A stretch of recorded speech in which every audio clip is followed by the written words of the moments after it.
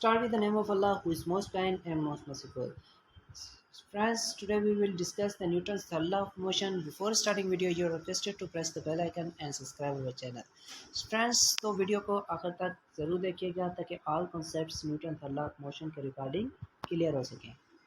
Friends, what is the definition of Newton's third law of motion? Every action has an equal and opposite reaction. यहाँ पर दो बातों की जिक्र किया गया है, एक्शन और रिएक्शन का. इट मीन्स के स्टूडेंट्स कि कोई भी ऑब्जेक्ट जिस पर जो हम एक्शन करते हैं तो उसके बदले में हमें उसका रिएक्शन मिलता है. हर अमल का रद्द अमल होता है. तो न्यूटन थर्ड लॉ की जो हमारी डेफिनेशन है वो ये है कि किसी भी ऑब्जेक्ट पर अगर हम अमल करेंगे तो उसके अपोजिट हमें रिएक्शन उसका मिलेगा. अब इसके एग्जांपल्स की बात करते हैं. बहुत ही इजी है. यहाँ पर एक साइकिल है जो कि हम चला रहे होते हैं, वो हमारा एक्शन है, और जिसकी वजह से, चलाने की वजह से जो साइकिल हमारी है वो आगे की तरफ मूव कर रही होती है, वो हमारा रिएक्शन है. तो एक्शन और रिएक्शन का इक्वल और अपोजिट डायरेक्शन होना लाजमी है.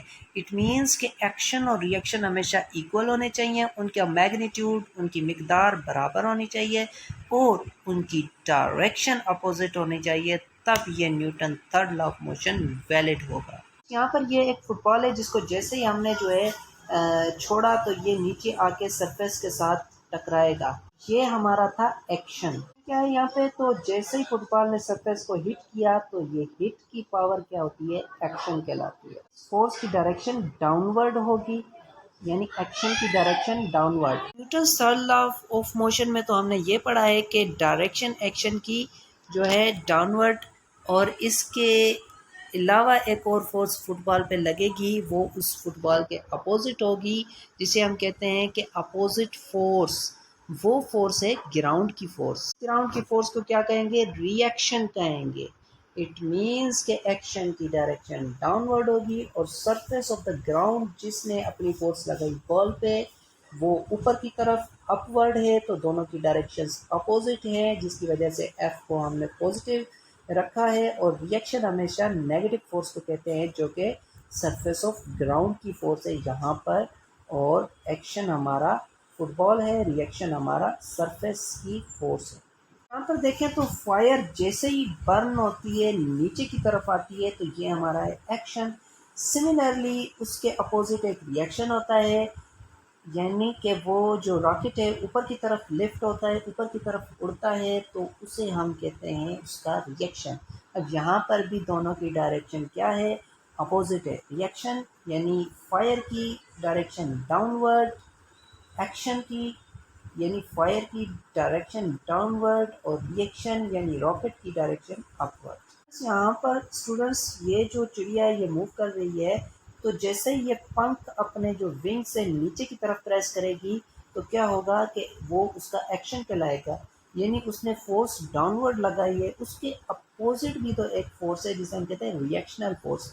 जी हाँ, वो एयर की फोर्स है जो जिसकी वजह से जो हमारा परिंदा है वो ऊपर की तरफ लिफ्ट होता है, ऊपर की तरफ उड़ता है.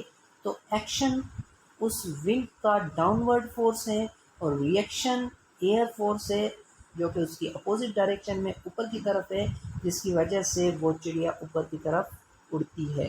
तो दोनों की फोर्सेस की अपोजिट साइन होंगे. यहाँ पर ये जो डंडा है जिसकी वजह से शिप मूव कर रही है, तो इसकी डायरेक्शन जो है पीछे की तरफ है, जिसकी वजह से क्या होता है, ये हमारा एक्शन कहलाता है, और एक्शन की जो फोर्स है वो पॉजिटिव कहलाएगी. और हमारा जो रिएक्शन है इस फोर्स के लगने की वजह से क्या होता है कि शिप जो है आगे की तरफ मूव करती है, तो इस आगे की तरफ मूव करने की डायरेक्शन जो है फॉरवर्ड होगी, और फोर्स की डायरेक्शन जो है बैकवर्ड होगी.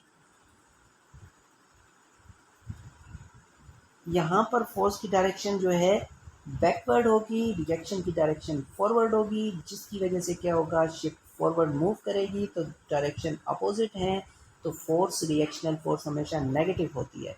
तो उम्मीद है कि फ्रेंड्स आपको मेरी ये वीडियो यानी Newton's third law of motion का कॉन्सेप्ट जो है अंडरस्टैंड हुआ होगा, समझे होंगे. अगर वीडियो अच्छी लगी हो तो मेरे वीडियो को लाइक करें, सब्सक्राइब करें. खुश रहें, आबाद रहें, और इसी तरह से अपने कॉन्सेप्ट्स को क्लियर करते रहें। अल्लाह हाफिज़।